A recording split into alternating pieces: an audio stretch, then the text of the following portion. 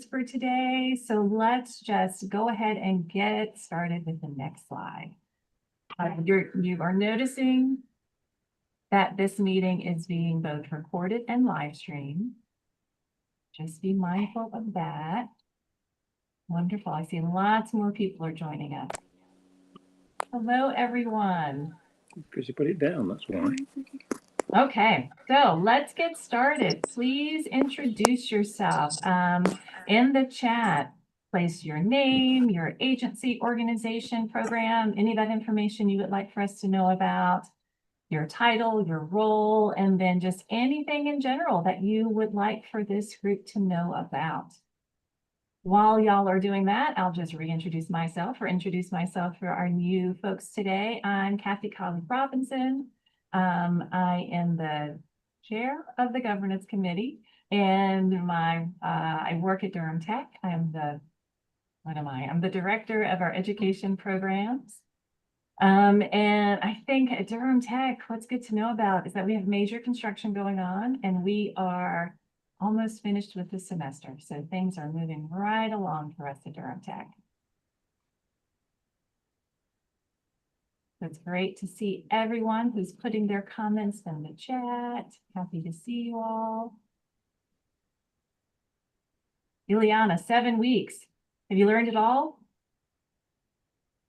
I have learned an astonishing amount. So yes, I still have an astonishing amount to learn, but thanks to everyone on this meeting who has already taught me a lot. Early childhood is a complicated thing. It takes a lot to learn all of the parts, for sure, and we just have some very, very innovative, really inspiring community partners in Durham. I feel really lucky to be in Durham. Yeah, I agree wholeheartedly. I say that every opportunity I get, and I'm very fortunate to be in Durham. Welcome, Christina. Happy to have you with us today. Thanks so much. Excited to be here.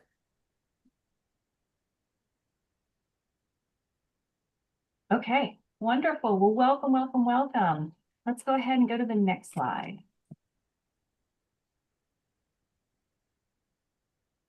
Okay, so just a reminder of our virtual meeting protocols. Stay muted unless you're speaking. We would love to see your beautiful faces, so cameras on if possible. Use the chat. We have a whole lot of people monitoring the chat. I don't know if you all can see the early years virtual meeting room, but there are a lot of people in that meeting room. Tamara's waving at us. So we have lots of people monitoring the chat. If we run into any technical challenges, just be patient with all of us. And if you need to leave early, please let Tamara know. You can just send her a chat. Okay, welcome, welcome, welcome. So we have 2 new governance committee members. We have one returning and one brand new. So Miranda Marshall is returning to the governance committee. Miranda is the director of Lightbridge Academy. Miranda, would you like to say anything to the group? I'm not prepared. No, happy to be back and very excited for this opportunity. As always, I love what DPK does in the community. Great. Thank you for joining us, Miranda. Happy to have you back. And we I'm going to throw in, sorry, Kathy, I just want to throw in that those of you who have been on governance, you know that Miranda was a member representing our early childhood provider community when she was a director at a different site, at a different DPK site. And when she transitioned her leadership, she rolled off of our committee, but she had served for about a year when she rolled off. So when she became the director of another Durham site, and we had an opening in our provider seats, we thought that was an excellent match since she already was aware and involved and had not served a whole term. So that's why she has rejoined us. And also just want to acknowledge that Dr. Alex is still on governance, but has transitioned to representing the Early Childhood Research Committee. She was formerly our designated representative from the Early Years Board of Directors, but now she has remained on governance, but transitioned to a different role representing our early childhood community. So I just wanted to throw that in there. It's just a little bit of a switch, but we're appreciative that she wants to remain with us for her term. So Thank you for having me. Oh, wait, go back. We got Go one back. more. Go back. Oh, sorry. And Christina, would you like to, we're so happy to have you joining us today as well as a new member. Would you like to introduce yourself?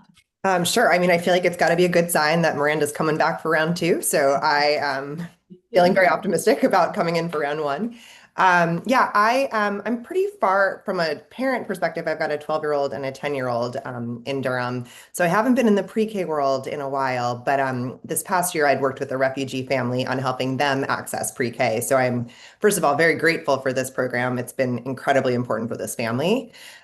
Professionally, I'm a consumer researcher and brand strategist, so I'm also excited to see if there's opportunities for me to lend any support in terms of how we think about communicating with families and kind of figuring out how to hit different groups of people in a way that we're actually getting them to stick in those seats and all that good stuff. So, but I've got a lot to learn, so I'm gonna do a lot of listening. Well, thank you. We're so happy to have you on our committee. And you have survived the pre-K years, so you have some good experiences to share in that, remembering those years as well. So we're just happy to have you. Thanks so much. Okay. And we have a departing member today. So we would like to say a big thank you to Joyce Spencer for her years of service on this committee. She is a tireless advocate for Durham's children, and we have benefited greatly from having her on this committee. Linda, do you want to add anything else? yes, Joy wasn't able to join us today, but I had the opportunity to touch base with her, and she hated to miss today as her last meeting. But Joy joined us as really in particular a parent that was very highly engaged and involved both in her work in a local nonprofit, but also as a parent. And she has great things to say. And I think that one of the things I really appreciated was that she has shared with us that she also felt that she had the opportunity to learn from us as we also learned from her. And so we wish her well as she continues to be an ambassador for us, but in the community rather than as a member of governance. Thanks, Linda. Okay, here are our meeting objectives. We have already done the first objective. So you can see we've got many items to cover today. We're going to review and approve our September meeting notes. We're going to discuss allocation and enrollment, talk about the workforce for Durham pre-K, see what the trends are for application language. Then we have to go ahead and start thinking about what the 2026-2027 DPK funding might look like and have some conversations around that. We have lots of great program updates to hear about, and then we will consider thinking about what do we want our agenda to look like for the extended meeting that we're going to have in January. So a lot to do. So let's go ahead and get started. Let's review the minute notes from September 2025. Hi, Beth. Beth, I see you. Hi, yeah, sorry about that.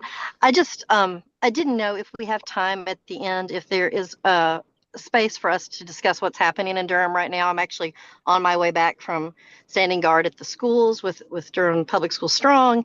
And so I just would like, and I know that there have been schools and preschool spaces in Charlotte that have experienced folks coming on their premises or being there. I just would love for us to hold some space for that at the end if we can. Yeah, and I want to throw in that June Shalito also reached out yesterday and appreciated your communication, June, also sharing a desire to have some update and discussion around this issue. So in looking at the agenda, I think it would be really great if we could address that before the break. I think looking at the agenda, we'll probably have time to do that then. But I think it's certainly possible and that we acknowledge the importance of this to save space to talk about it. Great. Okay. Thank you. Thanks, Beth. Okay, so the September meeting notes, you have received those in your email from Linda. Take a quick minute to review those if you haven't already. And then we'll be looking for a motion to approve those meeting notes.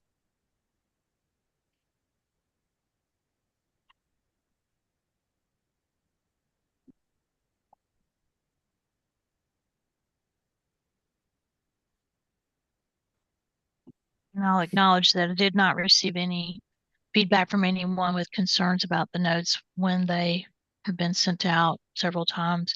We did make adjustments to the spelling of the name of a attendee from the June notes that we voted on. We made that change before, as we voted on it last time, and we did make that change in posting the notes.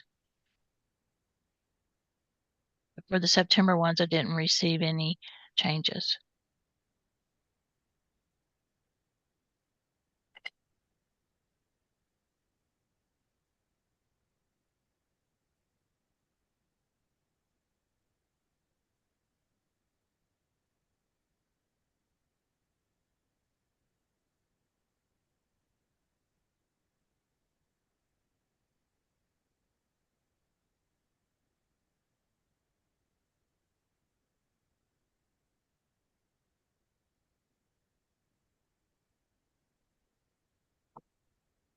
So you're waiting for a motion? We are waiting for a motion. I'll make the motion that we approve the meeting minutes. Thanks, Alex. Second it, Jason Rutherford. Thanks, Jason.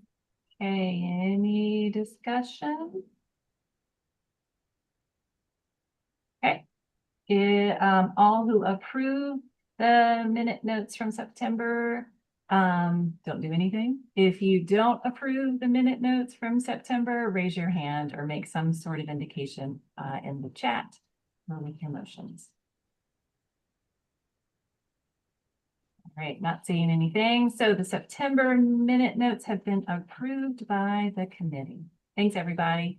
That's our only voting item for today. So now let's get into Durham PreK. What's going on? I'll turn it over to Linda. Thank you. As always, we want to just front and center remind everybody why we exist, why we're here. Durham PreK is all about opportunity. You've seen this slide many times, but just to kind of center us and say that we're about expanding access to high quality, publicly supported preschool. And we have a community goal that we continue to work toward to have enough seats in high quality programs, publicly supported. 75% is our goal of the 4-year-old census in Durham. And really, we're all about improving our classroom instruction, really supporting family engagement and building that capacity in Durham for high quality, because we acknowledge that the investments that are made locally are really lifting all boats. Those investments are improving early education across all age groups in Durham because those investments are expanding quality, and people learn and do in better ways as they are supported to do so. Next slide. Okay, as I mentioned, we always want to have our touchstone about our where we are in our goal. And despite some ups and downs, we this year have been able to remain at 42% of the 4-year-old census. Those of you who are new to the space will just share that there are lots of goals out there in the world, and the state often talks about their goals. For the state publicly supported NC Pre-K program, which we work with and braid services with, the difference being that many of those programs have very specific eligibility guidelines, and Durham's goal is universal access. And so to serve 75% of our census is a very broad and aspirational goal that we are dedicated to continuing to make progress toward. Next slide. Okay, so I'm going to turn it over to Joy Turner, who's going to talk with us about our enrollment, and we're going to have some in-depth discussion about that. So, Joy? Thanks, Linda. So before this school year started, you all asked us to regularly update you on enrollment in all public pre-K seats in Durham County at every meeting this year, and so that's what we're doing today. I want to note before go into detail that while school started in August, we are still very actively enrolling new children at this time. And so these numbers are very much a point in time count. It's constantly evolving and changing. At the bottom of each of the slides that we'll look at, I've listed the source of this data as well as the time frame when it was received to provide context. Because of the complexity with coming from different sources, there's not one date that applies to all of this. So I did put the footnotes there so you can see. And of course, there's a delay because I needed time to prepare the slides. And so this is not like up to the minute enrollment. Just want to emphasize that. And also want to make sure it's clear that these are when you're looking at the seats filled, those are children we have confirmed have actually started attending, not just children that have been placed. And so we think that's important to know the children are actually there, attending, involved, not just having said, yes, I would like to attend. And so just with those caveats, I'll jump in. So this first slide has enrollment by site type. So there are 3 types of sites: private sites, Head Start, and Durham Public Schools. This chart is broken up into 2 sections. So the top section, where it says private sites, Head Start, and DPS, those are the seats that are filled through the universal pre-K application process. The bottom section with EC children and Montessori are seats that are filled outside of the universal pre-K application process. And so there are not, we can't calculate an enrollment rate for those seats filled outside of the pre-K application process because they're just the way they work, that doesn't work that way. So that's why you see the big NA there. You can see overall in the first column is the number of seats last school year. And so all combined, there were 1,756 seats. In the first column in the FY26 chart, you can see this year there are 1,670.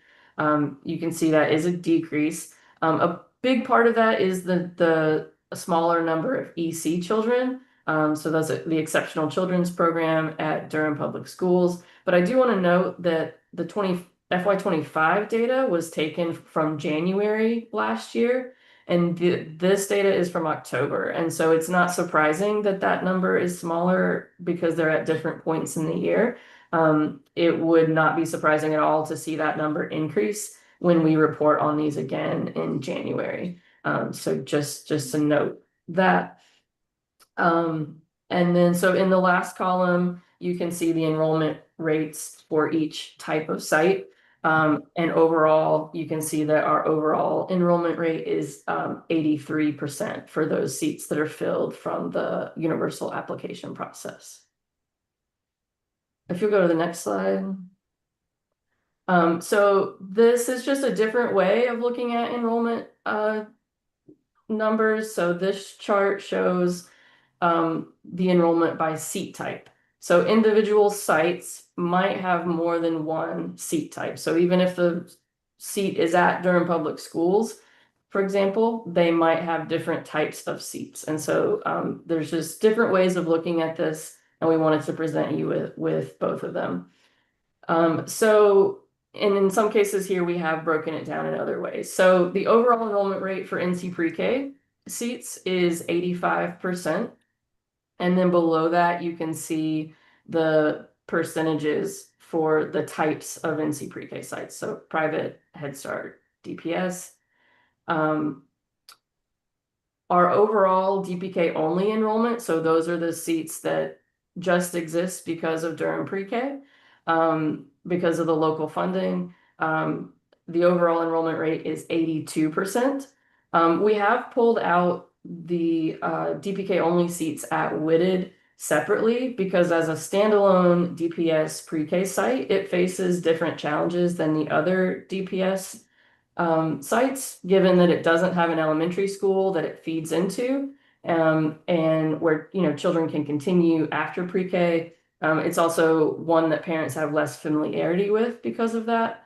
And so with DPK only seats at Whitted removed, the remainder of our DPK only seats have an enrollment rate of 93%. And so you can see that pulled out there. And then you can see DPK enhanced are 91% and Title I only at 62%. Again, just like the first chart, these are just based on children who are confirmed to have started care as of the date that the data was pulled, and those notes about when that was pulled are at the bottom, just like on the first chart. We do anticipate these numbers will increase when we report on this at the January meeting because there are still children starting that are in the process that are not accounted for in these numbers. Yeah, and for point of clarity for new folks, just a reminder, Joy referenced that, excuse me, DPK only, those seats exist because of the local dollars. That translates to, that means that 100% of the cost for those children gets paid from local dollars for DPK only. For the DPK enhanced, that means that part of the local dollars is being paid to enhance, to enrich that child's experience and to pay part of the cost for that. So those enhanced seats are being paid through braided dollars through a variety of sources. Thanks, Linda. If you go to the next slide. So this is just a breakdown of the seats that receive the local funding that Linda was talking about. So the total number of locally funded seats is 675 for this school year. And you can see in the little bubbles around how that's broken down in the different types of only and enhanced. So there are 359 Durham PreK only seats. So those are those seats that would not exist because they're completely funded through the local funding with Durham PreK. Overall, 584 of these 675 seats are filled for an enrollment rate of 87% for the ones that are touched by local funding. So wanted to open it up to see if there are any questions, any discussion about these enrollment. We can go back to different slides if you want to look at them again. There is a question in the chat. Yeah, Christina put in the chat a question about the Title I breakout from the last slide. So does that reference classrooms that are located in Durham Public School buildings that are Title I schools? The answer to that would be yes. Debbie, do you have anything you want to add to that? I can't hear you, Debbie. Your answer is accurate. Okay. That's like Forest View Elementary School. I don't know if they do or not, but they have a pre-K classroom. They're a Title I school that fits under there. Whereas not necessarily. Okay. So I don't know, Joy or Linda, but the term braided is what's most appropriate. And our pre-K classrooms are scattered throughout our elementary schools, and many of them have braided funding opportunities. Okay. Some are just Title I, some are Title I and EC, and then all these bubbles represent the different ways many of our classrooms could be funded, but it's different in each place. Got it. Okay. And I think Karen Thompson's also on the call, but that's roughly, yeah. Thank you. The response. Yeah, and it speaks to our complicated system in terms of the braided, with all the braiding. If folks have, when you have particular questions about particular sites, we can certainly get that, review and answer questions about particular sites. when those come up, beyond the meeting. So Yeah, I was just wondering if we could get any insights into the enrollment admitted and as well as Title I, just why they are a little bit lower this year. Well, I can actually, hi everyone, I'm Karen Thompson. I can say that, I think Joy and Linda reiterated this. The data was taken at the end of October, and it's been about 2 weeks, and we have been actively, the children are coming through the application system, and so, we have other children that have been placed. It's a matter of the parents actually, the children getting assigned and getting in those seats. Like there's a process. And then the process continuing. So we are actively recruiting parents and getting them within our programs. And I wanted to go back and just, I guess, reiterate the parent of the person that asked about Forest View. We have different programs throughout the county. So not all of our classrooms at specific schools may be Title I. So each school might not have a Title I program. You just have to, they're scattered throughout the district. Thank you.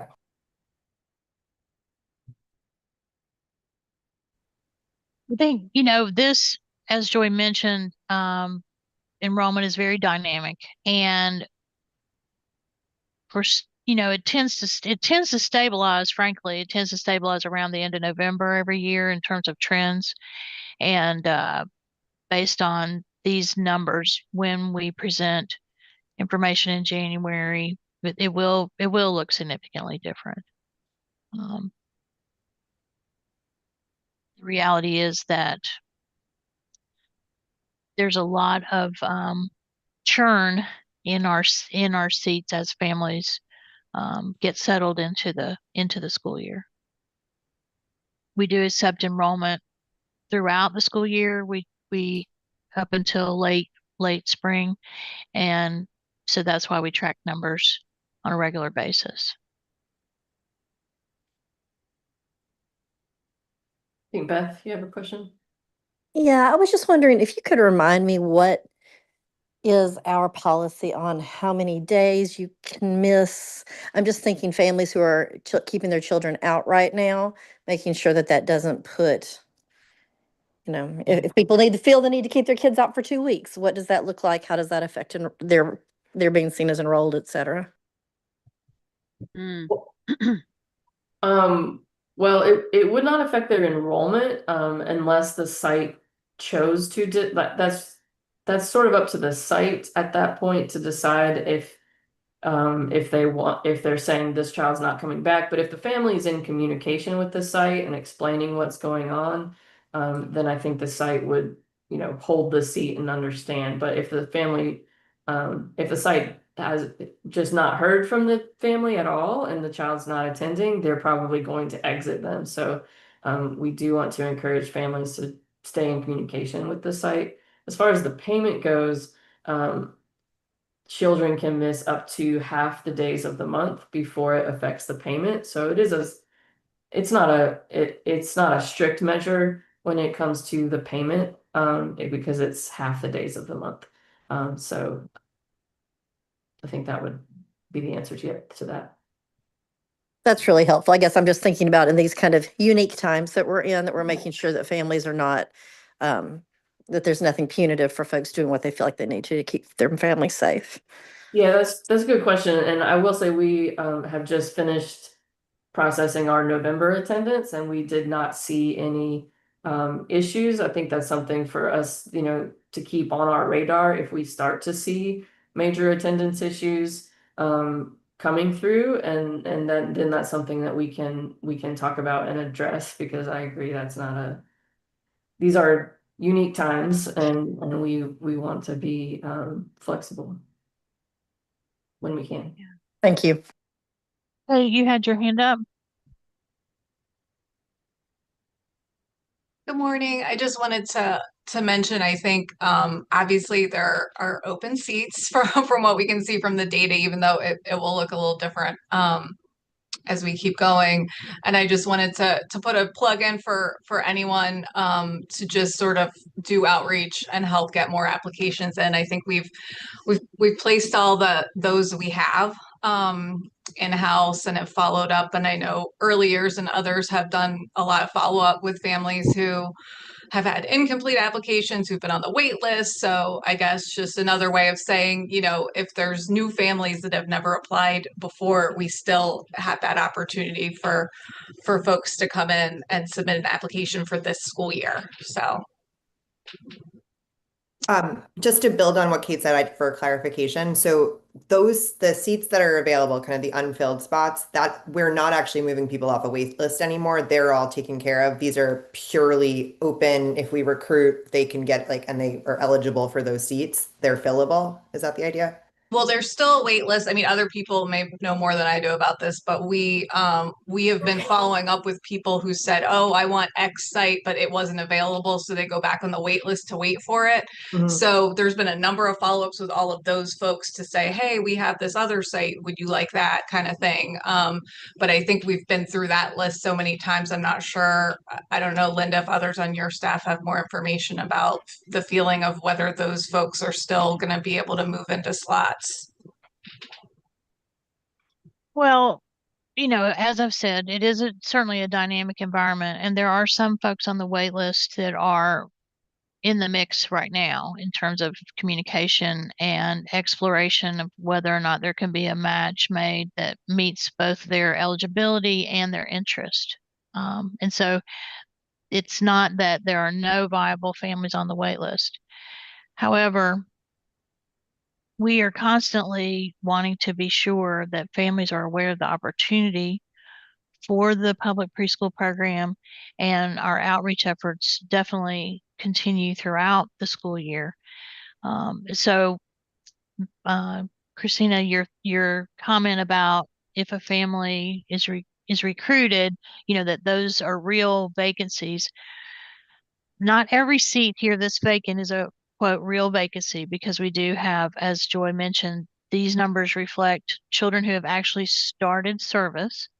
There are many seats in this mix that are filled right now that children are starting. And so, but there are viable seats that are completely open. And if we have new applicants, they do have the opportunity to enroll. So, we are doing very targeted outreach, but we also welcome general outreach. So I think that, the January numbers, there are significant numbers of these seats that are filled at this point, that the children haven't started yet. So, but there still are vacancies that are real vacancies and are available. The challenge is that there's all kinds of nuanced reasons why there are vacancies. Some are issues of transportation, location. Some are really about, what parents' comfort level.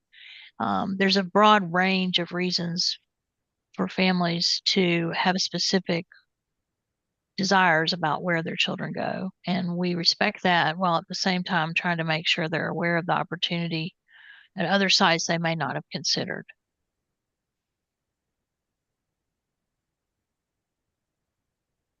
I hope that answers your question. It does. Thank you. If I may also want to go back to Kathy's question. One of the things, I think it was the NC PreK board, we were looking at how many offers had been made above, and it was kind of fascinating data to see that some of these under-enrolled places, had every child been offered the seat and accepted, we would see higher, of course, higher percentages. But I think I really appreciate Dr. Chappelle's lifting up into the environment. There's so many reasons that impact a parent choice. It might be worth us unpacking and unlayering some of those to see what other strategies we might be thinking about as a team to mitigate some of those impacts. Dr. Pittman, I just wrote down in my notebook, like, is this about people thinking certain programs don't sound as good, but they're making a choice to keep their child home, and that's an opportunity cost that they're kind of choosing.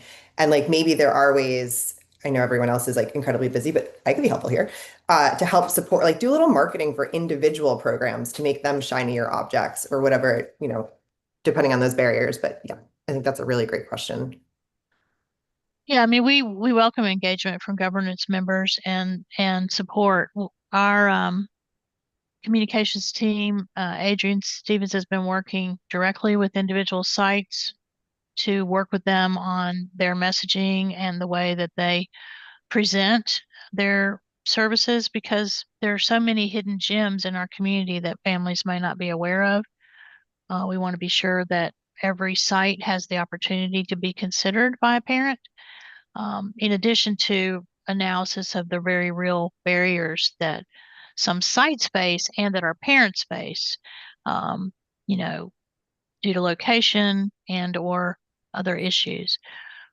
But certainly welcome any support and suggestions around, um, marketing. I mean, the real issue is that we continue to always say, and my team really get tired of me saying this, is if someone is not applying and they have a 4-year-old in Durham, I want it to be because they knew they had the chance and they chose not to apply. We don't want it to be that there are families who are not aware of the opportunity.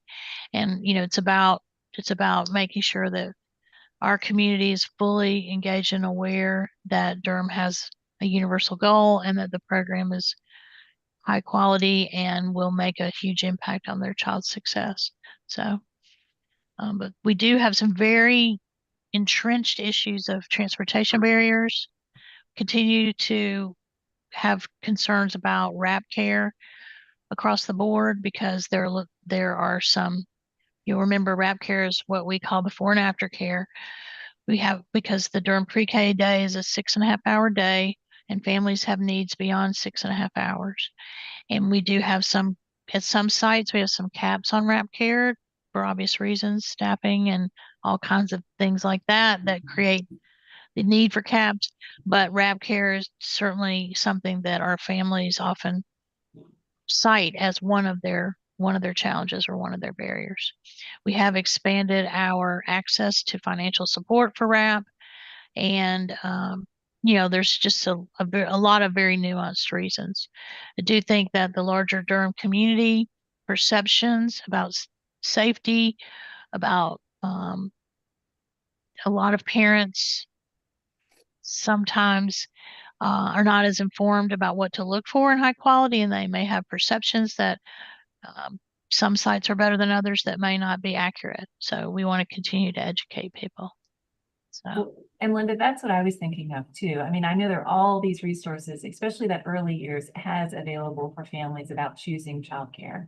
But yeah, I don't even know how to do this, but I wonder if there's some way to, as part of the application or onboarding or whatever, do a little bit more of that of teachers or the indication of high quality childcare, not necessarily what the physical space looks like.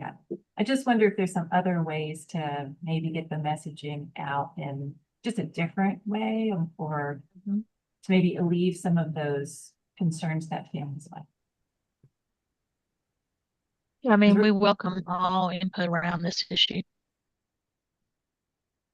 Without like fully derailing this meeting, is that a separate meeting discussion? Like, how would we like move that kind of like creative thinking or this conversation forward? Is now the time to do it, or do we do it at a different time? I think what we can, yeah, no, I appreciate the interest, and as I've said, we welcome input and support in all of our efforts. So we have one opportunity is the quality subcommittee is a subcommittee of governance. You're happy to send you some information about that. That's one place where we strive to take an in-depth look and really study a wide range of issues. Ideally, in the quality subcommittee is where we spend a great amount of time really doing, researching and assessing and providing opportunities to discuss new initiatives, and then those things, come to governance.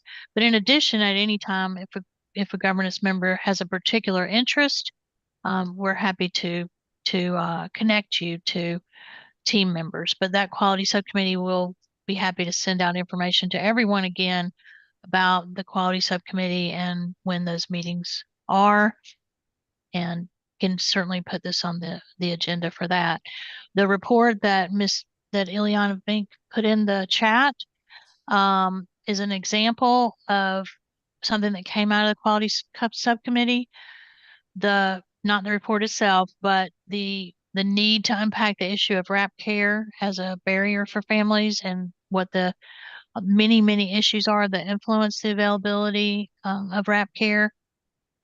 That was a direct result of work done in quality subcommittee to unpack what the barriers were.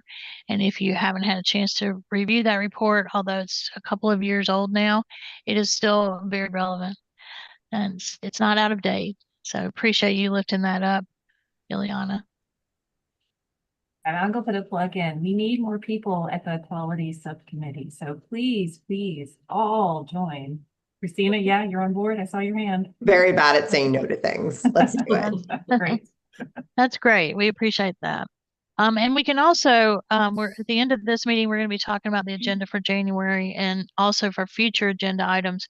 Anytime a governance member identifies something that they would really like to explore and potentially have brought to governance, you can lift that up at any point. When we're doing agenda planning, we try to be really inclusive of what you're looking for as a governance member. So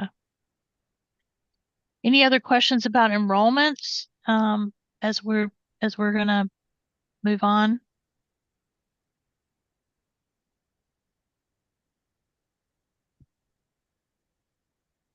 Okay, so we're going to turn it over. Joy, did you have anything else you needed to No, address about that? no, turn it over to Rachel. Yeah, I'm not, I guess, Rachel, you're here. I'm not seeing you on my screen. I'm sorry. No problem. Yes, I'm here, Linda. All righty. So we're going to turn it over to you. Great. Thanks so much. Good morning, everyone. We're going to shift gears and talk about our Durham PreK workforce this year. Next slide, please. So first, looking at teacher demographics, this data does not include Durham Public Schools, but for our other sites, right now we have 30 lead teachers and 26 instructional assistants. This year, all of them are women, and a few are multilingual, which is pretty cool. A couple speak Chinese and one speaks Filipino. As you can see on the pie chart, most of our teaching staff identify as Black or African American, followed by white, and a few Asian or Pacific Islander. Looking at teacher licensure, again, not including teachers at Durham Public Schools, we have lots of licensed teachers this year, which is very exciting. So we can see we have 19 teachers who have a continuing license, 8 have a residency license, 3 do not yet have a license, but they are actively enrolled and working towards licensure. So everyone is on their licensure journey. So that's very exciting. We have a broad range of years of experience on their license. So teachers receive teaching licenses, and then those licenses list their years of experience. And so as you can see, we have a broad range. Many of our teachers, most having 11 to 15 years, so quite established veteran teachers, but a broad range there represented with an average years of experience of 10.1 on these teachers, again, not at Durham Public Schools. So very exciting. I think Kathy, I saw your comment. We are definitely excited about these licensure numbers. Thanks for that.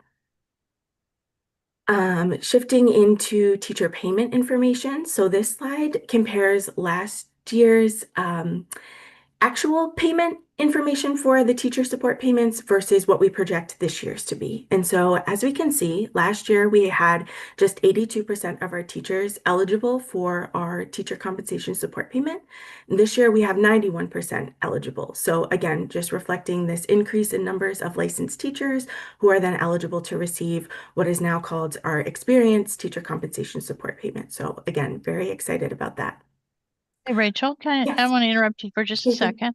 Since we have some new folks on, and also just to remind folks, our teacher support payments are not paid to the teacher. This money is paid to the site to help the site cover the salary that we require as part of Durham Pre-K. All of our lead teachers are required to be paid, who are licensed, are required to be paid on the Durham Public School teaching scale. It's important to know that, given that that's not customary in traditional childcare programs, and it's also not widely practiced in public preschool either. So that is a heavy lift for some of our sites.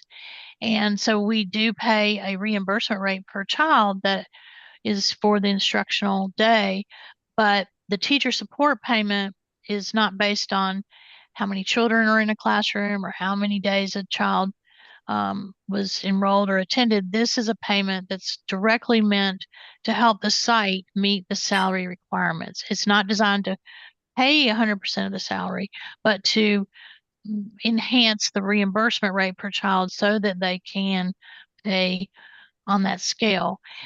Going back to the experience numbers, with us having a 10.1, I believe it was, as a average of, I don't know if it was average or median, experience level, teachers support payment is based on their license experience. And so those support payments really make an impact for the sites. Sorry to interrupt you, Rachel. No problem. Thank you for that context, Linda. And also what's important to note is our teacher compensation support payment model was revised this year. So in previous years, we've only had the experience portion, meaning that eligible licensed lead teachers received, the site received that payment for those teachers. This year, we've revised the model. So now we have a base payment in addition to the experience payment. So the base payment is for all teachers at non-public school sites, lead teachers and instructional assistants. So that's just a base level, $300 a month per instructional assistant, $400 a month for unlicensed lead teacher, $1,200 a month for licensed lead teacher. And then those licensed lead teachers, the site also receives the experience payment above that. So that's where the right side of this slide is split out just a little bit differently to account for that new payment model that's been implemented this year. So given the increase in licensed teachers, we've also had an increase in the average years of experience. As you can see, last year, the average was 10. This year, it's 10 and a half years. And so that means our average experience payments per teacher cost has also increased. Last year, it was about $13.54. This year, it's $13.94. And again, just because of that increase in years of experience overall.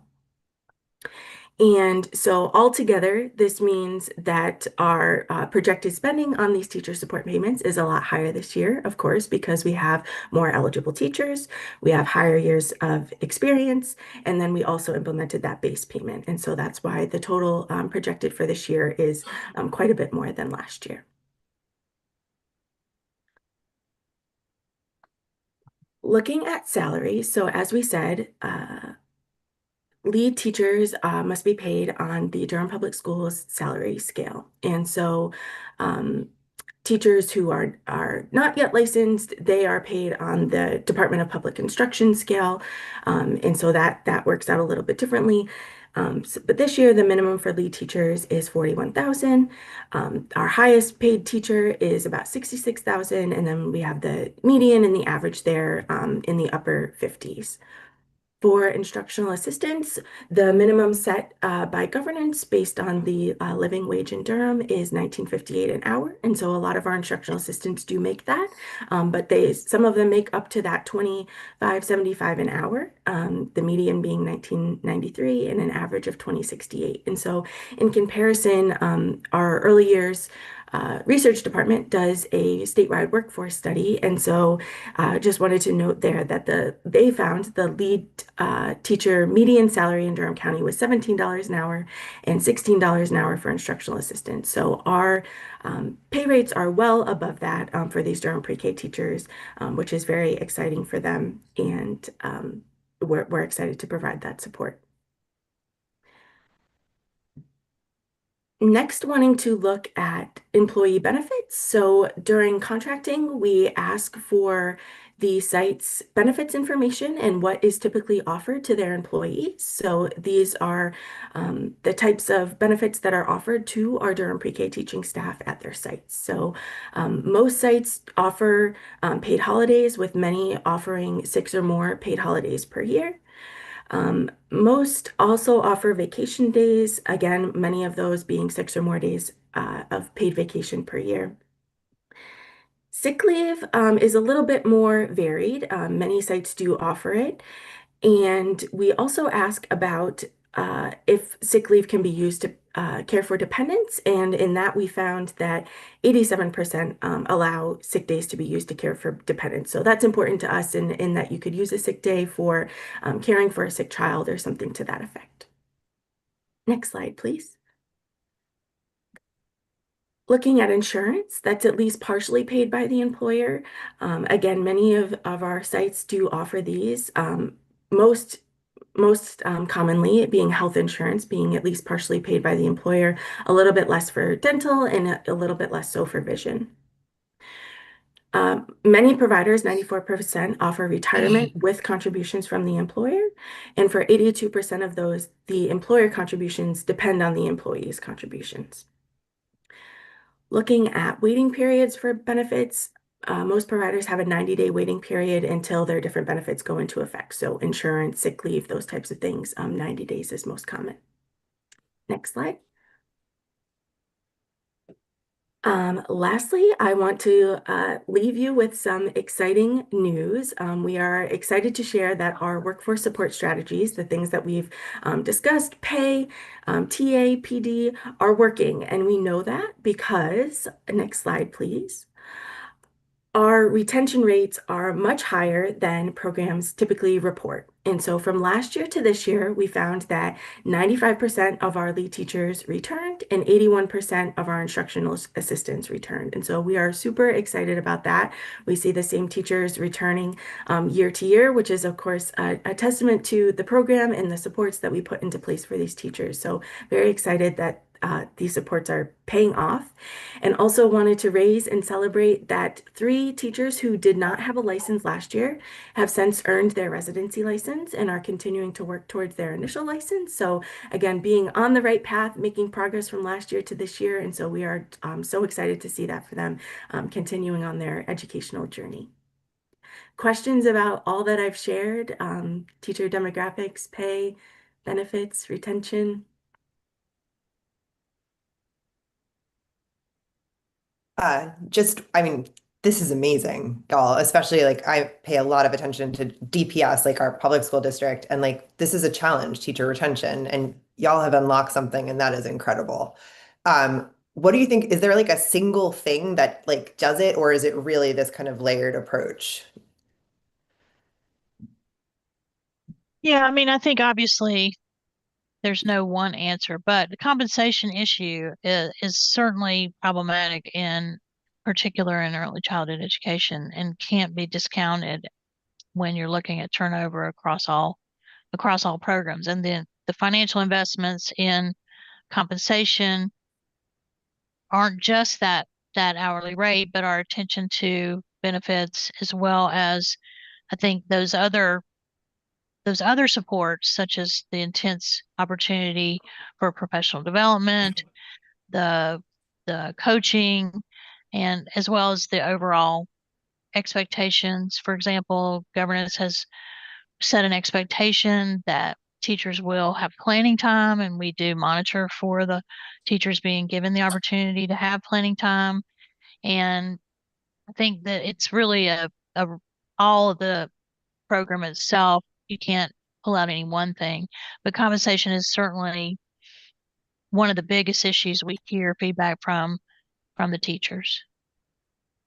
If I could add, as an early childhood professional and who works with early childhood teachers and professionals all the time, being compensated and treated on the same professional level as a public school teacher is huge. And the fact that we are seeing 95 and 81% retention rates, that is unheard of. And it really does, as Beth said in the comments, I mean, it really does show what an incredible model this is and how this really can be a solution for so many of the challenges that we're having in the early childhood workforce. So I can't commend all of the group enough for their hard work. Yeah, I wonder, and from a communication standpoint, if there's more stories, if we're telling them or not, but like more stories there, right? Like, because some of these buildings are not beautiful buildings, and that's okay because children are disgusting. Like, I get that. Like, it doesn't matter what the room looks like. It's the teacher. And like, how do we like really bring to life? Like, these are grown-ups who know what they're doing, and they are the best people suited to doing this. And it doesn't matter which of the sites we're talking about because this retention rate touches it all. It's huge. Really excited to see this. And I think that we're always looking for opportunities to better tell the story. That there's so many stories, and it's really important that we shine that light. But these new retention numbers are startling, really startling. So. And really different than retention rate outside of Durham PreK. Yes. Yes. Any other questions, comments on this, Beth? I'm wondering when we talk about these are really different, I'm wondering if this data has also been shared, like, for example, with the governor's task force on child care and early learning, as they look at what leads to retention. I mean, and they're talking so much about compensation that I feel like having an actual model working in North Carolina that shows what happens when you pay people could be really helpful data. So if we haven't shared this with them, I would encourage that we send it over to maybe Samantha Cole. Yeah, we can definitely do that. You know, now that we're at a place in the school year where we feel like we have stability around many of our data points, you know, that becomes possible to better share information.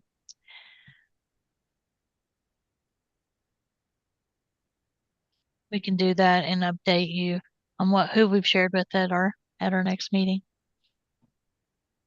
That would be great. I would maybe say Kimberly Malady over at the division, and Samantha Cole would be the people I would want to put it in the hands of. Thank you. And I know Senator Chitley was mentioned in the chat, and she's certainly been very supportive and somebody that we have engaged with significantly. So we'll be sure and share with her.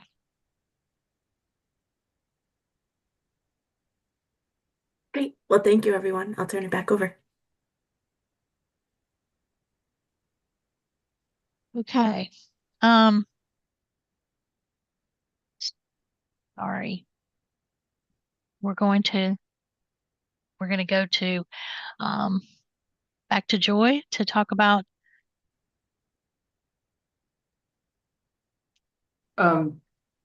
So this slide just got out of order, but was about the parental leave, with 28% offering paid parental leave and 28% offering unpaid parental leave, and then family medical leave.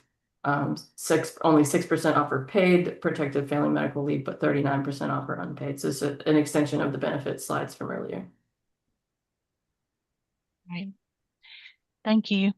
And to our team during the break, we'll definitely want to look at the rest of the slides and make sure we've got the right version of the slide deck.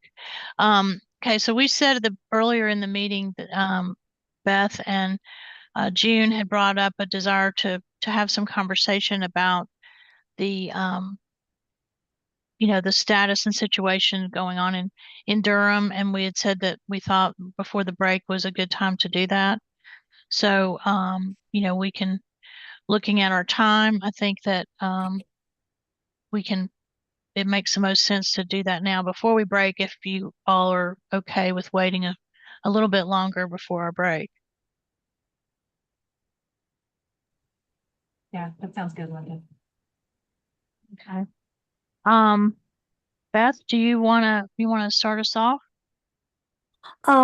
Sure. I think that for me, obviously, I think a lot of us are involved with the efforts to stand outside of Durham's schools, our public schools. I think there's 1,600 volunteers at this point doing that. But I think we have seen in other places, specifically in Chicago, the willingness of Border Patrol to go to child care programs to detain teachers. I know that Our Bridge down in Charlotte, they did not enter the facility, but they were outside of the after school program leading Our Bridge to, which is a program which serves immigrant and refugee families, to shut down their after school programs. I know that many of the Islamic schools in Charlotte are now moving to virtual because they don't feel safe because of ICE sightings outside of their locations. And so I'm just wondering, I think what's been organized for the public schools is incredible and beautiful, and really excited to be a part of that. And it makes me wonder, to what extent are we connecting, supporting the families in our Durham Pre-K program who, one, supporting the program so that they know what to do if ICE shows up at their doorstep for their staff or their parents, or the Border Patrol.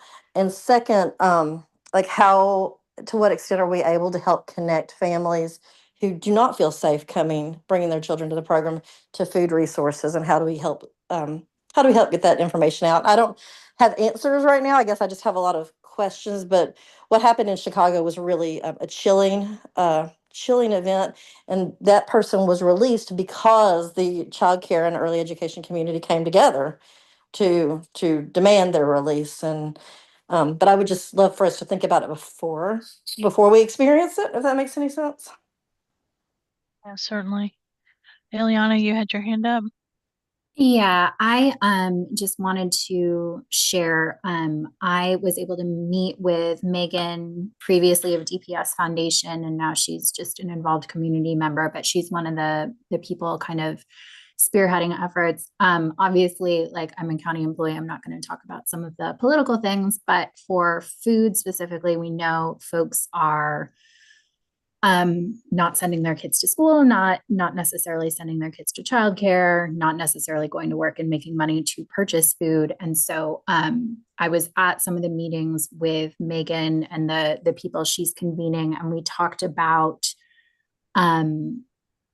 food distributions, like in the COVID era, may not feel safe for people to congregate in mass, quite understandably. And so thinking about who are trusted community partners who are out in the community, know where folks are. So not like necessarily recruiting new people and giving them a list of addresses, which could be dangerous for obvious reasons, but instead thinking about, I gave the example of early Head Start home visitors, knowing that those are folks who are trusted and are already in people's homes. And so if you all know of other trusted community organizations who people think are trustworthy sources of information, we've already compiled some of them. And then also, if you know trusted people who are already making home deliveries, already going out. We also talked about the diaper bank because they're doing some mobile distributions, and they do a lot of, they work with a lot of community partners who are trusted. And we talked about formula as a potential need, especially if people are keeping children home from childcare, and that's something that they're able to distribute. And that's something that the DPS funds, we had also talked about using them for that. So I sent Tamara an email from the DPS Foundation folks that kind of reviews everything I just said, but I am happy to send it to whoever wants it and reach out to me. But I tried to like elbow my way into that conversation because yes, the same way school kids are home, children in preschool and childcare are also home, and we know that. Yes. June, I know that you had some concerns about this issue. Do you feel like you want to share? Yes, can you hear me okay? Yes. Yeah, because I'm on the iPad and it's sometimes dropping in and out right now. So although I'm retired, I'm still in the apprenticeship program, the mentor apprenticeship program, and I was at a site yesterday, and the teachers there had been told, one, to keep the doors locked, which we should probably be doing anyway, but also not to take the children outside. for at least this week. And the weather is so beautiful. And this is a toddler classroom, and I could tell the teachers were just really stressed, being confined in what is actually a very small classroom. And so this situation is already directly impacting our children. I'm sorry, it's impacting them in public schools as well, of course. And I guess I was just wondering because I'm retired now, but I was wondering, what can we do to support our providers and our teachers as they are being directly impacted by this situation? And of course, the families too. I mean, it's the fact that children aren't going to school, the parents are too scared to take them, they're not going to work. All of these are huge concerns for our community. And just what, as a committee, is it possible for us to do to help in some way and support these people? I think that we've had a variety of feedback from a variety of sites, and that I know was put in the chat, Kate, you put in the chat about we're aware of specifically one incident that was actually covered in video by the news, but we're aware of a couple of other childcare centers that have had ICE actually park for many hours in their parking lot, creating anxiety and fear and difficult choices for the leaders of those, at those sites. And the stress level is obviously incredibly high. And also, just the high absentee rates for some of our families choosing to keep their children at home. Obviously there's all kinds of nuance to this situation.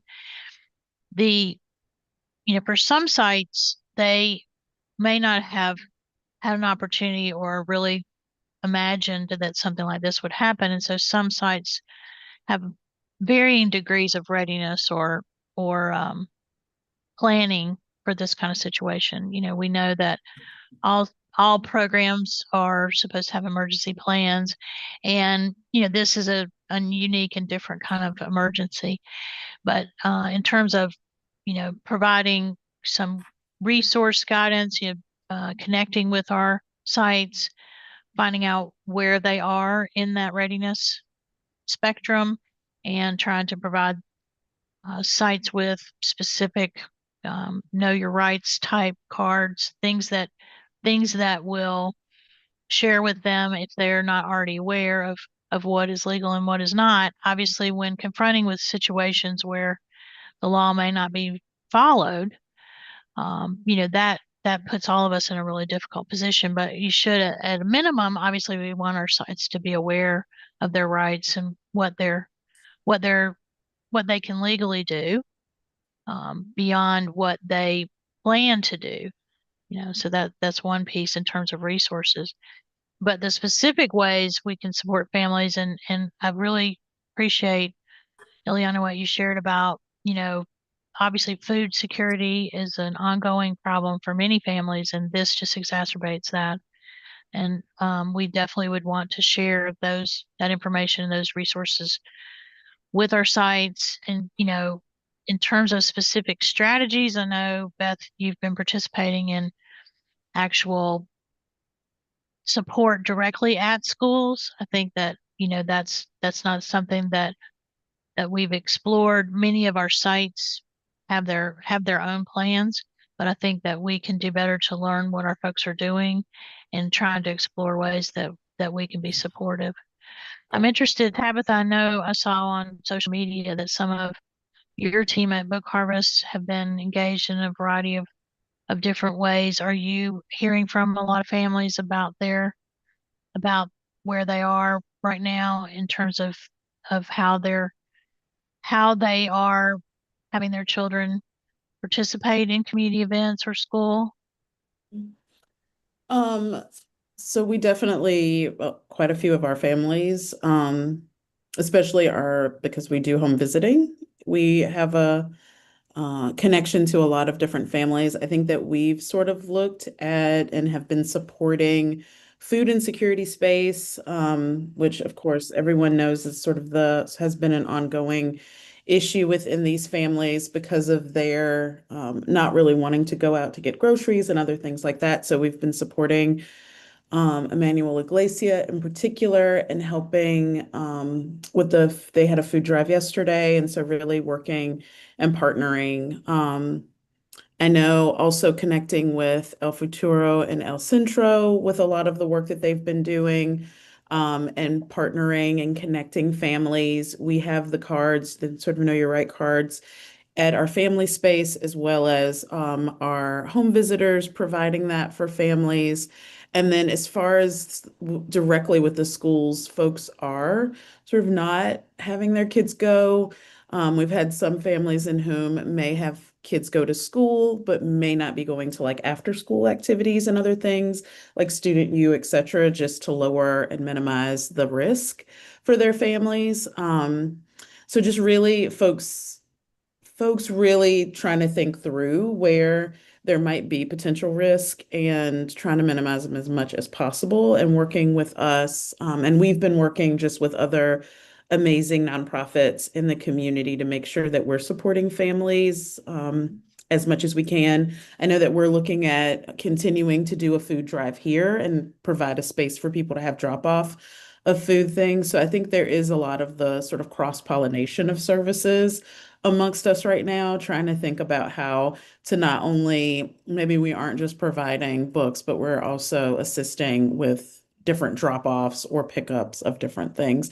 And we'll be having a further conversation, I know, within leadership of where sort of those lines are, because I know as leaders, we're thinking about like where are our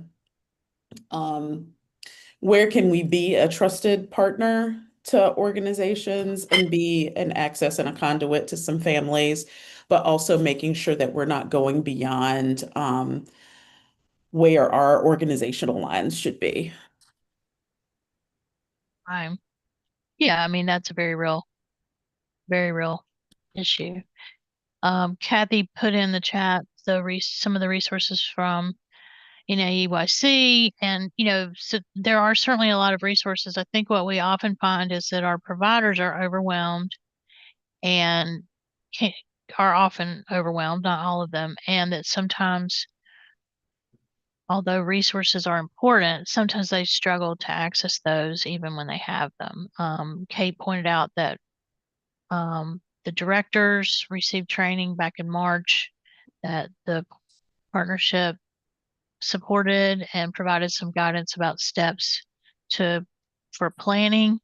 And I think, further in working with our sites, it's really important. Every individual site is very different in terms of how many children they're serving, both within Durham PreK and other classrooms, other age groups. And each site, there's definitely not a cookie cutter approach that can work. But we, in particular, with our apprenticeship program, have a number of apprentices who are not citizens, who are all, who are legally here, but they may feel particularly vulnerable for obvious reasons. And I think for them, I think for us, and we're definitely looking at making sure that they don't experience negative consequences because they're making a choice to not go to work, for example, or not go out into the community. So we're working with them to try to make sure that they're not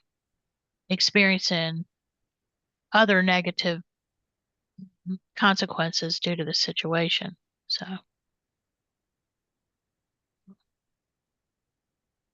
let's see, Tamara, you have your hand up, and I can't. Somebody Yes, else does too. Beth does I was also. just Tamara. I was just going to reiterate what you just shared about the partnership. We had it at our joint meeting, but based on what Ms. June said, we might need to remind them of our basic protocol to make sure that they're following that, because it seems like we need to make sure that they are doing what we're supposed to do on a routine basis. So we'll make sure we get some reminders out to, at least today. They got one more day left, but you never know what might come about. So we'll send reminders about just some basic stuff that they should be doing regardless. Right. Yeah. As a reminder, we do follow the Durham Public School scale. I mean calendar, and there's not Durham PreK classrooms will not be meeting next week. However, our program in private sites, obviously in private childcare, the majority of them are open at least part of next week. But we're hopeful that there may be we're hoping that the holiday might bring a break in what our government is actively doing, and we're hoping that they will move beyond Durham, although obviously this is an issue for our entire community. Beth, you had your hand up. Yeah, I was just wondering, and I'm grateful to be reminded that Durham Pre-K follows the public school schedule. That does bring some sense of comfort for sure. I guess I was just wondering, a great thing that the Durham Partnership had done that training back in March, and the idea of re-upping that. I'm just wondering if there's an opportunity or a need that exists here, or if it's worth asking the directors of the programs if there would be an interest in a Zoom meeting that both reminded people of those materials that the Durham Partnership has, but also could even potentially bring in someone like the Education Justice Alliance that has been at the core of doing so much of the training, and I know does do some around the early education space. Fernando over there might be a good contact. So I'm just wondering if it's worth asking the folks who are the Durham Pre-K providers if there's an interest in just having a conversation or coming together for some solidarity and support amongst each other, and just kind of seeing if that's useful. I think it's always really important to, for people to have opportunity to get support from the larger community of Durham Pre-K sites, and we'll definitely work with Durham's Partnership and the public schools and Head Start around options for additional training, additional support, and opportunities for folks to share and talk. Typically, in terms of support, because each site is unique, we definitely want to continue to engage with them on an individual basis also, just because each program has unique needs based on their staff, their community of staff, as well as their enrolled children. It's a very diverse program, obviously, and some sites have much more specific needs than others, for sure. Just want to really reiterate that we appreciate the opportunity to really lift this up as a concern, and we are really open and trying to identify strategies that can be the most supportive for our sites. It's a very, very difficult situation, obviously. And, it really hurts my heart to hear, June, you share, for example, that that a site isn't letting children play outdoors. That's a real harsh reality when we think about a child's day, and the teachers also being confined in a small space. That's very difficult. I know that the site that happened to allow themselves to be on the news, that went into lockdown when ICE was in their parking lot all day, for example, that is one of our Durham Pre-K capacity building sites, which we work to provide coaching and technical assistance to sites who would have an aspiration to become Durham Pre-K at some point. And that particular site is one that we're working with. And I think that these are such just really difficult choices that our sites are making to try to have minimize the stress and anxiety for their children and families. So as you have ideas and opportunities for sharing information and that type of thing, feel free to, if you do email, you can email them to me, and I can make sure they get to all of our coaching team, as well as our folks who are working collaboratively across our partnerships, as you think of things or have other resources. And Beth, I'll follow up with you to get some contact names from the folks you mentioned, and I'll follow up with Ileana to try to be sure and get that information that she's put together. But anyone who, if you find a a really valued resource, feel free to share it and we'll make sure it gets to the right people.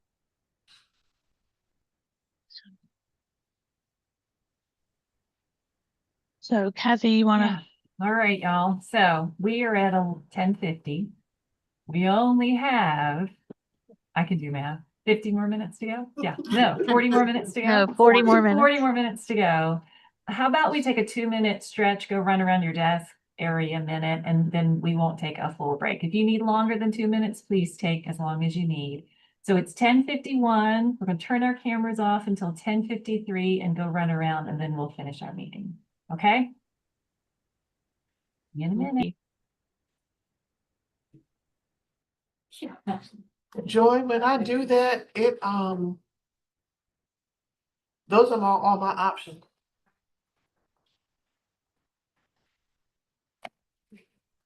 You can't open it in PowerPoint from the shared drive? Oh, let me try that, but let me pray on that right quick. I was going from the email. No. Linda, you're muted. Sorry. The slide deck that I sent out to the members yesterday had the right order.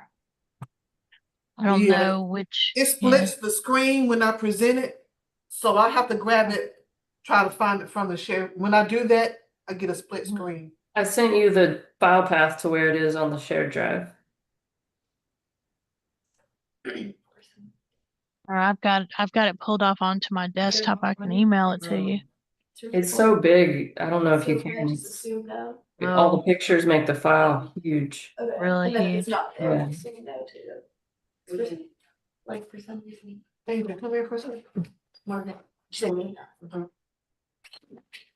It goes blank or it says no unless you unuse it, just in case. See what I go. They were just. That's what I get. See, I don't know why mine looks like that. I've never seen. Do you want me to share my screen, Linda? I have it pulled up. Tamara, what if we try the option of letting Joyce share her screen and take over the slides for right now? Will that work? Yeah. I think we need to do that. My version looks like nobody else's. I don't know. Her computer is sick right now, so we need help. That's why I don't do it from the server. I do it from your email, and then it splits. Okay. I don't know why. Okay. Well, what we'll do after the break, if Joy, if you can share the slide deck, because the latter part of the presentation it definitely looks different. So we want to. Right. All right, I think that'll work for us. Yeah. Okay. Thank you, though. Sorry about the trouble, T. That's okay. Gotta love technology, right? I know. Y'all see? Yeah. All right, 10:54. If you're back, go ahead and turn your cameras back on and we will get started with the rest of our agenda. Okay, we need to resume the recording. I'm going to do that. Adrian, are we resuming? Yes, live stream just continues. Okay. All right, welcome back, everybody. Okay. So we're gonna get back into it, and what we'll do is, knowing that we're behind schedule on our agenda, I'll ask the team who are doing program updates to be really brief, and as we are going through different issues, we'll be brief, and please feel free though, as you have questions, we want to be sure you have time for your questions, and we can always follow up with the entire group with information over email as needed. So, okay. Joy, I'm sorry, Rachel or Joy, one of you I know are going to talk about this information. I apologize. I don't remember which one. I am just making sure you can see the family language and placement screen, right? Yes, we can see it. Yes. So we just, this is just a quick slide. We know that language barriers can prevent a child moving forward from application to enrollment. And we have a lot of supports in place to help families who speak different languages to finish their application, to get them placed. And we just wanted to make sure that children from families who speak languages other than English were moving forward to being enrolled at the same rate as English speaking families. And so we looked at the data from last school year and the current school year. And we're happy to report that we are not seeing any difference that a family's language plays in them moving from applications to enrollment. You can see that the percentage of families who applied is very similar to the percentage of families who actually ended up enrolling for both years. And so this is a sign that the additional supports we offer to serve families who speak other languages is working and bringing them from application all the way to enrollment. So just something we were checking to make sure we were on track, and the data is showing that we are. So that's a good thing to report. Yeah, and we do use a variety of tools. We do have bilingual staff who are bilingual in Spanish, but we also use a variety of software tools and live translation to help families with other languages. Okay, next slide. All right, so this part of just to kind of give some context, we're going to talk about our funding as it currently is. The purpose of bringing this up in this meeting, we're not at a place where we're prepared to discuss recommendations for funding for next year, but we know that we have some looming issues and challenges as we prepare for the next budget cycle. And we wanted today to bring those to your attention as reminders, so that as we prepare for our January meeting, where we will spend quite a bit of time looking at resource allocation as well as program policies and goals, we didn't want to wait. We wanted to go ahead and bring these forth. So you'll recall that last budget year was quite challenging, with Durham County having lower tax receipts and being in a place where resources were decreased. And they made a lot of hard choices. We were grateful and certainly very appreciative that Durham PreK remained a priority, but we did receive level funding. And fortunately, we did receive an additional grant of one-time funds to further support families through our Build Babies ARPA grant. So we did have some additional funds that allowed us to not cut our locally funded seats. So for Durham PreK, our budget ended up for the year where we did not cut locally funded seats. The way that we achieved that was that we got this additional grant of one-time funds to supplement.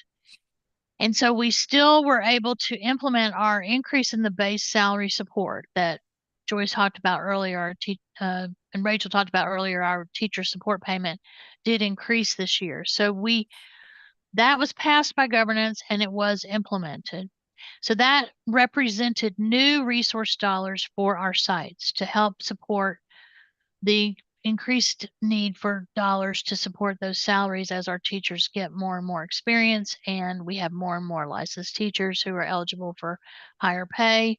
Our living wage is also a big commitment. So we also preserved our investment in RAP care scholarships for before and after school care for financially eligible families. And we also preserved a small amount of money for a teacher bonus, an instructional staff bonus for teachers and teacher assistants, a very small bonus as compared to previous years. But what we did not do, what we abandoned, was our increase in our per child per month reimbursement rate. You as a governance committee passed a new rate.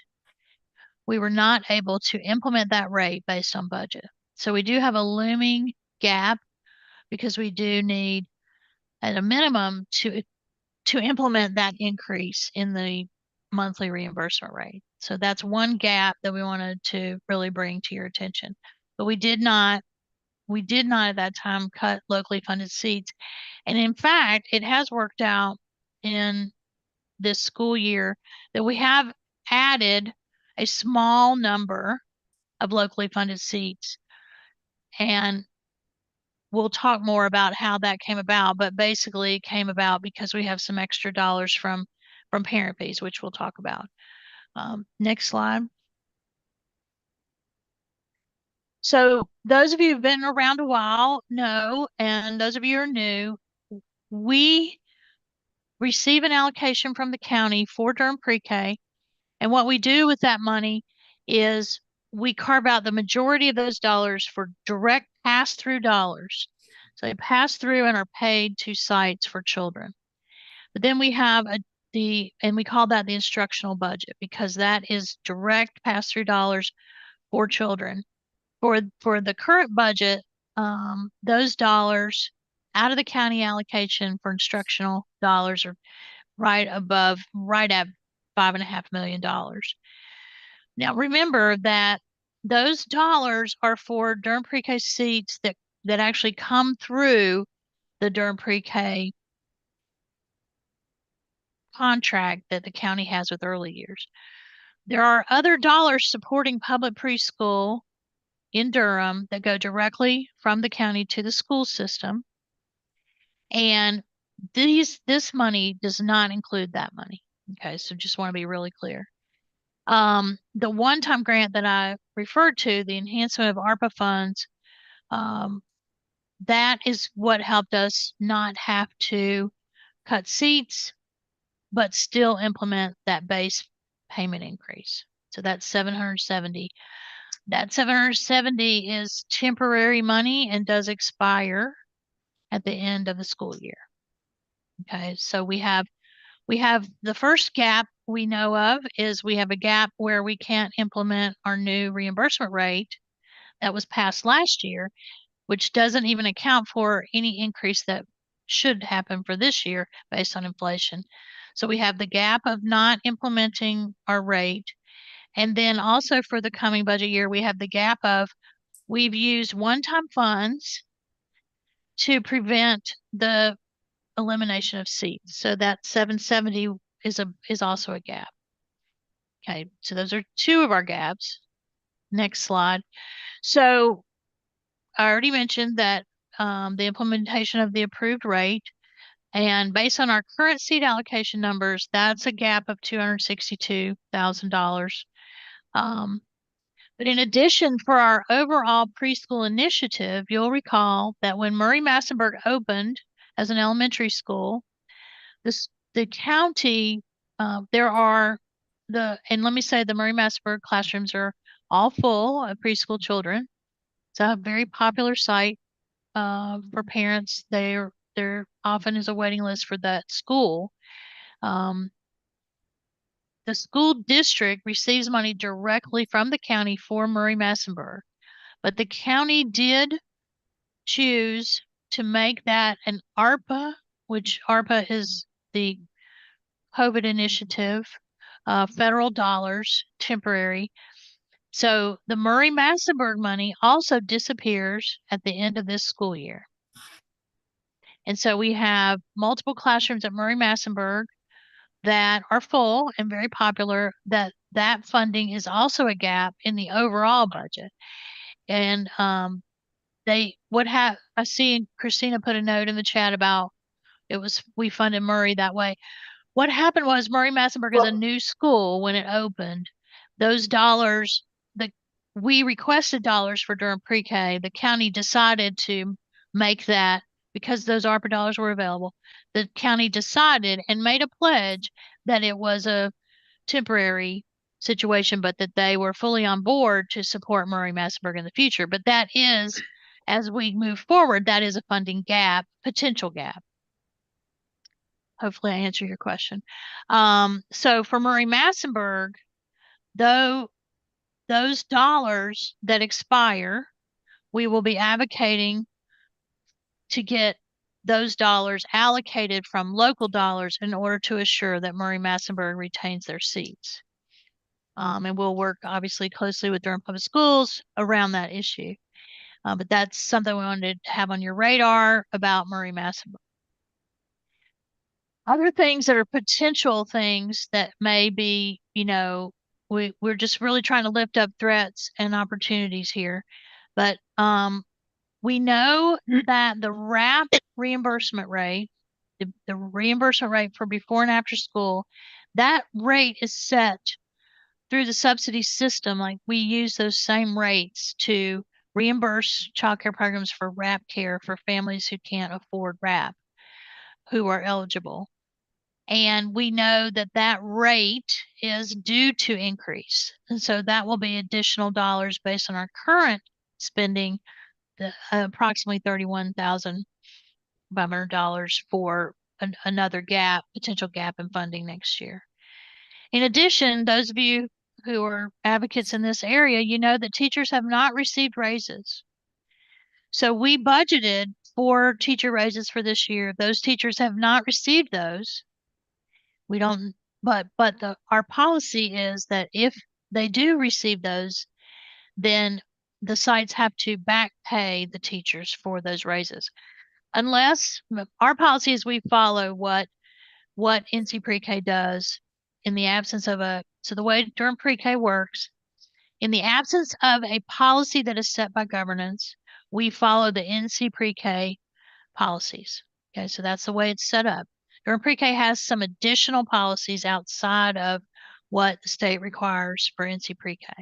But in the absence of any specific policy, we follow the NC PreK guidelines. So if the state requires back pay, we also do. But right now it's looking grim for teacher raises, but we can't imagine a world where they wouldn't at least get a raise next year. And so we know that's also a potential gap in funding. So right now for the Durham PreK budget, just for the current things that our contract manages, we have a potential gap, even maintaining the same services, we have a potential gap of almost $2 million, not inclusive of Murray-Massaburg. Okay, so Murray-Massaburg is currently funded through the district, and that's another gap. So I think that, these are things that we have to think about as we are preparing for the budget cycle. We want to be mindful of where we sit. We're in a good place in terms of support from our elected officials, but we are also in an environment of very tight resources. I'm going to ask Joy to also go ahead and talk about our parent fees and what that means and what the impact is. But just putting out there, this relates obviously closely to budget and is something that we'll discuss extensively, but we are not asking today for you to consider any sort of motion or plan to address our parent fees or our budget. We're just trying to be sure that you're thinking ahead about what the needs may be. Joy, you want to talk about the parent fees? Yeah, thanks, Linda. So just as a reminder, we institute parent fees based on a family's monthly income for families who earn at or above 400% of the federal poverty level. Parent fees are paid directly to the site and subtracted from the payment that we make to the site. So if a parent fee is $200, the site receives $200 from the family and $1,256 from us to make up that whole payment of $1,456. So the parent fee allows us to spread our funds further to serve lower income families by offsetting the costs for higher income families. We have seen a trend in the past 3 years, and again this year, of parent fees increasing, both in the number of parents with a parent fee, but also with the average parent fee that they have. And this has resulted in additional funds that offset our overall spending. On this chart, the orange bars are the number of parents with a parent fee and correspond to the y-axis on the left-hand side, and the blue line shows the total amount of the budget that was offset by parent fees and corresponds to the y-axis on the right. So you can see a steady increase in both over time. This year, we're projecting that parent fees will offset an estimated $379,000 of our spending. And that's an increase of over 100,000 from last year's actual total of 271,000. So this is a trend we just continue to see. This can be a good thing by helping us to stretch our funds further, so we can serve additional lower income children. However, we want to make sure that our parent fee structure is fair and not hurting families. So this chart shows the percentage of the FPL along with the median Durham County income. The green line at the bottom is 200% of the federal poverty level, which is the cutoff for NC pre-K eligibility. The orange line is 400% of the federal poverty level, and median Durham County income is the blue line. This is all for a family of four, just because we had to choose something. You can see when this program started in FY20 and then FY21, the 400%, you can see it was right above, right at the median income for Durham County, and that made sense as a threshold at that time. But you can see since FY22 into the present, the median income in Durham County has continued to rise. So has the 400% of the federal poverty level, but not at the same rate. And so what that means is we're instituting parent fees for families that are below the median income in Durham County. So it sort of just begs the question of whether we should consider adjusting the parent fee threshold for the 26 to 27 school year based on this information. We know we saw wage increases after the pandemic, but we've also seen increases in housing and food and all kinds of things. And so, the balancing act here is that, let's say if we said 500% of the federal poverty level, I'm just making that up, but if we increased it, that would mean fewer families would owe a parent fee. That would be good for families, but it means that less of our budget is offset by the parent fees. And Linda just went through a list of additional funds that we're going to need for next year for all of those different things. And this would need to go in that category as well. If we are taking in less from parent fees, then that's a gap we have to fill from the regular budget. And so just like Linda said, not something we are asking for any kind of vote or recommendation today. In January, we will come to you with more data looking at some potential scenarios of what maybe a recommendation, but just something to consider. And it is this balancing act that we have to consider when we're talking about parent fees. So Joy, Christina put in the chat question about what percent of our payments come from parent fees. It's very low. I don't know if you have the percent off the top of your head. We can send it out to you in a follow-up email. Perfect. But it is very low. Yeah, it's that 370,000 out of got it 6 million. Yeah. Okay, thank you. So obviously these are things to consider, and that's something in our January meeting. How we implement parent fees is really related to our strategies and our priorities, our values around the program. And we'll definitely talk about that.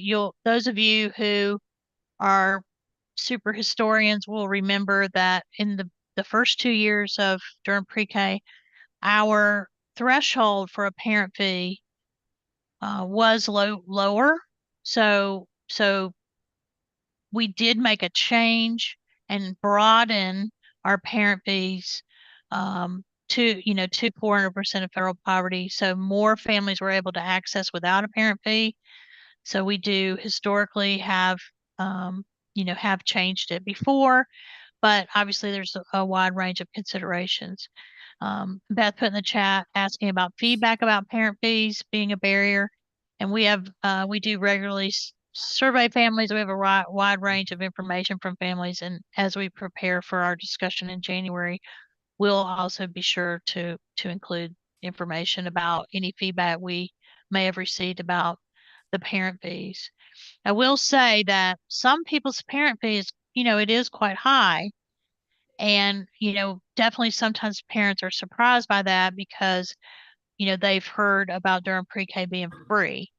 But, I think that it is free to the majority of families, but and the fee that parents pay is significantly less than the private pay market for programs. But obviously for some families, any amount of fee can be challenging. So we'll definitely provide additional information for you to really discuss and review. Ideally, we would, if we're going to make a change to the parent fee policy for the 26-27 school year, ideally we would make that decision in January so that we could fully incorporate that into the budget. So our January meeting is going to be very important and very full. And we're going to have to make some hard decisions. I think this is a good time just to remind everyone of the importance of advocacy. Brittany Gregory started our advocacy work last June, May, towards the budget cycle last time. And that's going to be really important that we revisit that and figure out real concrete talking points and advocacy actions that we can take, because this money is going to be tricky as we go forward. For sure. Okay, in the interest of time, we're going to move to our program updates. I'm going to turn it over to our Durham PreK director, Tamara Mathis, and T, I'll ask you to, just really, let's try to keep our updates to about 5 minutes, because we do need to talk about the governance committee meeting in January. Okay, so basically we can go to the next slide, just reminding that our applications are still open. This slide is for Nita, so I'll let you take that one. Thank you. I'm Nita McAdoo, Instructional Support Manager. Just doing a quick update on capacity building. For those that are new or maybe are not, what are we doing for capacity building? Since 2018, we have provided services for centers that are interested in becoming Durham PreK down the road. So we offer free technical assistance to the sites. There's 4 quality enhancement coaches. We all are assigned to different programs. So we provide biweekly on-site coaching, support around professional development and education planning for the pre-K staff in their facility. We do technical assistance around the classroom assessment scoring system. So we do a pre-assessment with them and then work with them on all the domains and indicators. We do leadership development for the director, and we do other supports as needed. So you see the current programs: All My Children, Learning Experience, Lightbridge Academy, Little Kids Preschool, and LEAP, which is Latino Education Achievement Partnership. So everyone's TA is going to look a little different based on their license.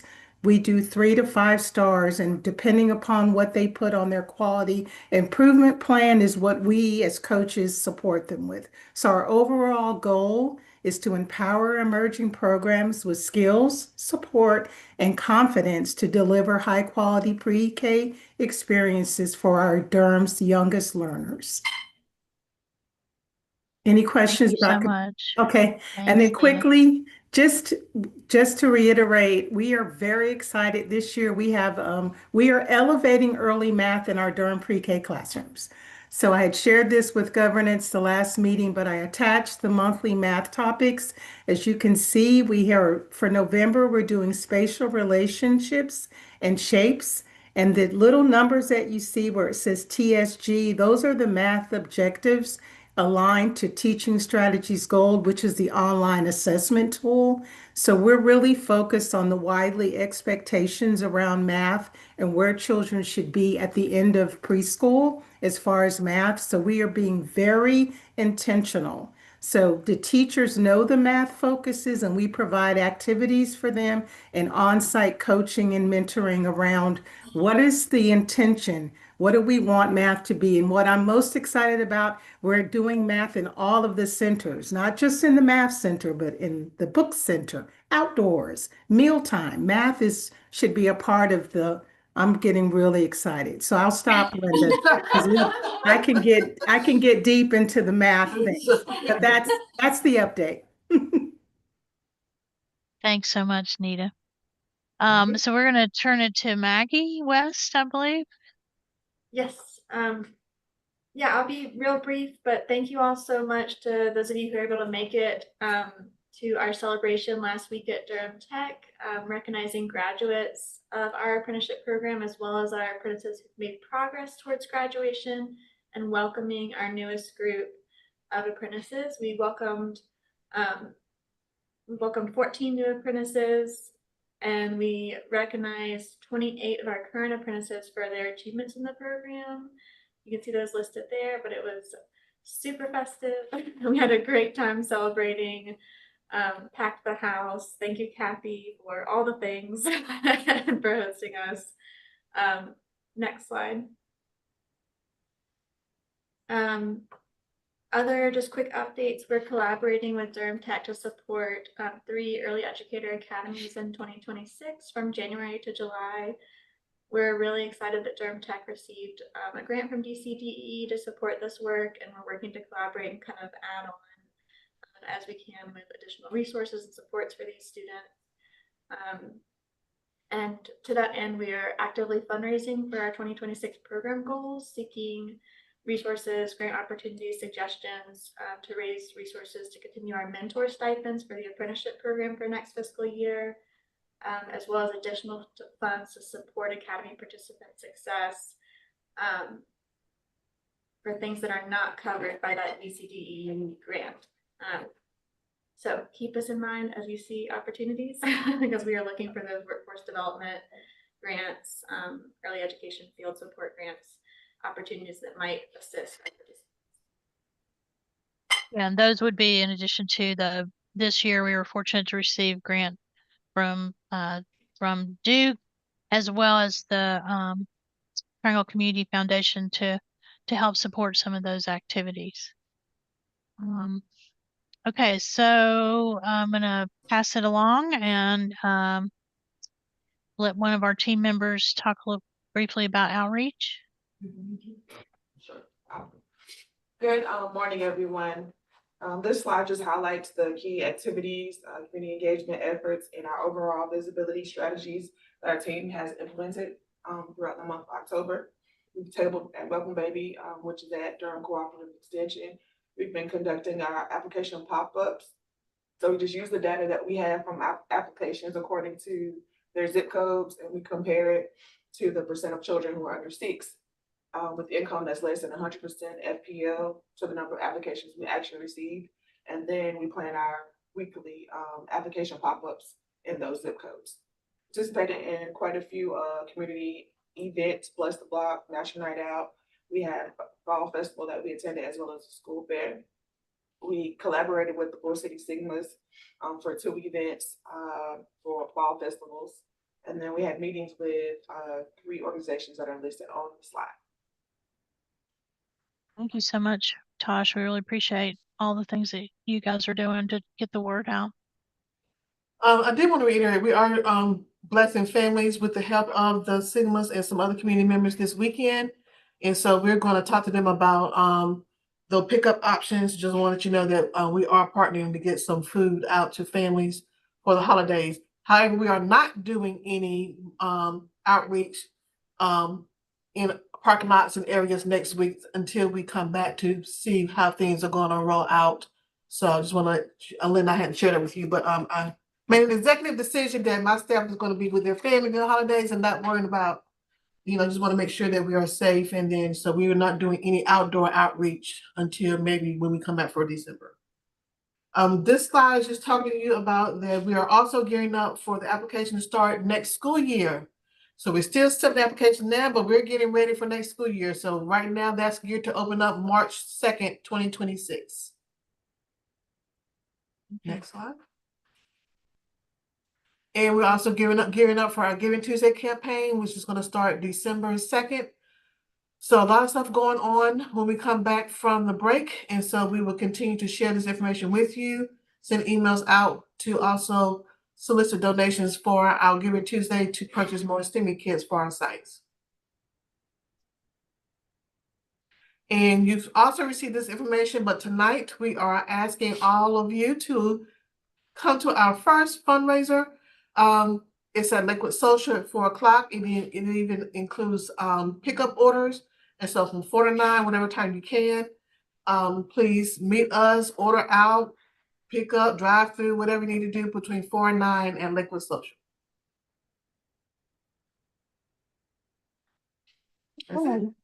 So I know we're about out of time, but I do want to basically, we want to solicit from you thoughts about the meeting on in January, on January 15th. You previously voted to extend the meeting.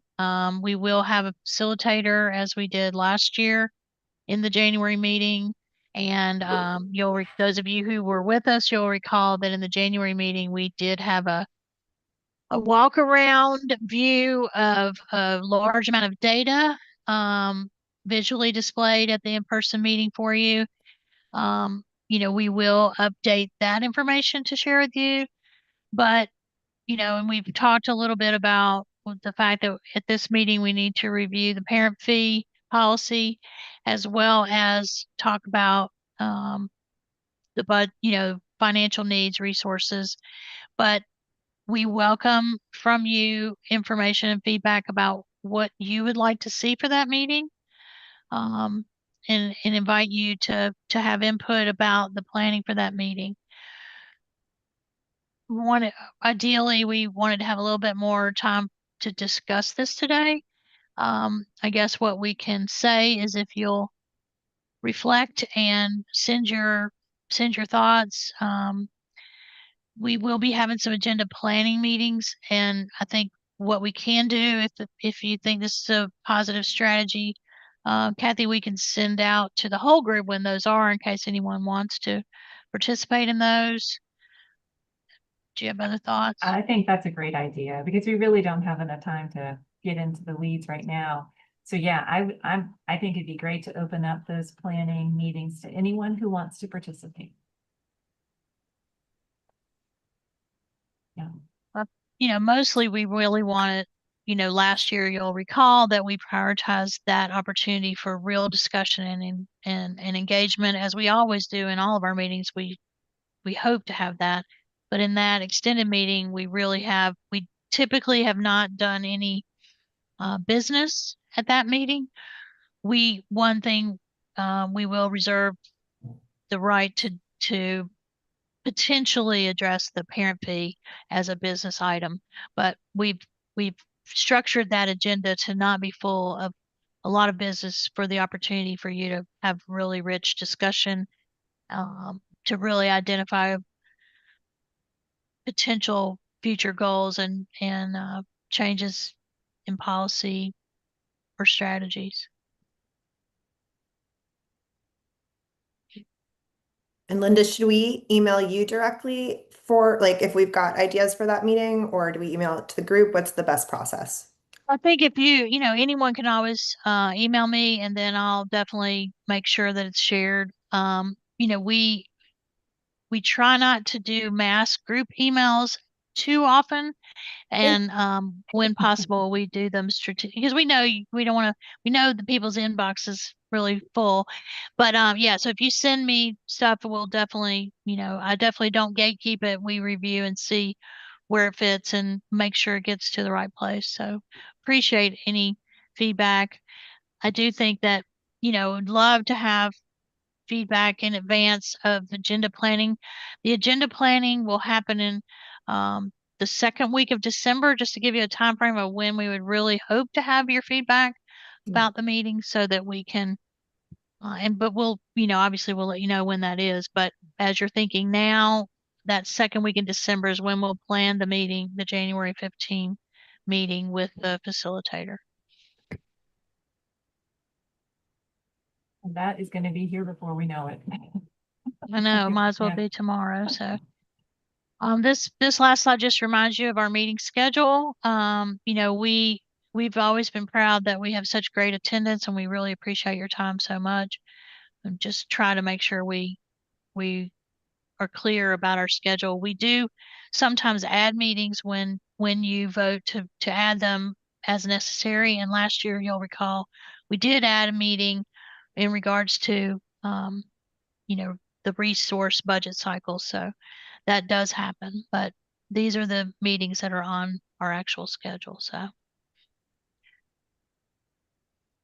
Okay, Kathy, I'll All turn it back right. over to you. Yeah, well, it's 11:30. So thank you all so much for joining us today. We look forward to seeing everyone in January. And if you're able to come to the planning meeting the second week of December, and also hope to see a lot of you tonight at Lakewood Social. I'll be there. I don't know what time I'll be there, but I'll be there. So we will need a motion to adjourn if anyone is so moved. Motion to adjourn. Thanks, Christina. Do we have a second? I can second it, Tabitha. Thank Thanks you. so much. Okay, great. So then all in favor, you can just leave and we will see you all soon. If anyone's opposed, just don't leave and you can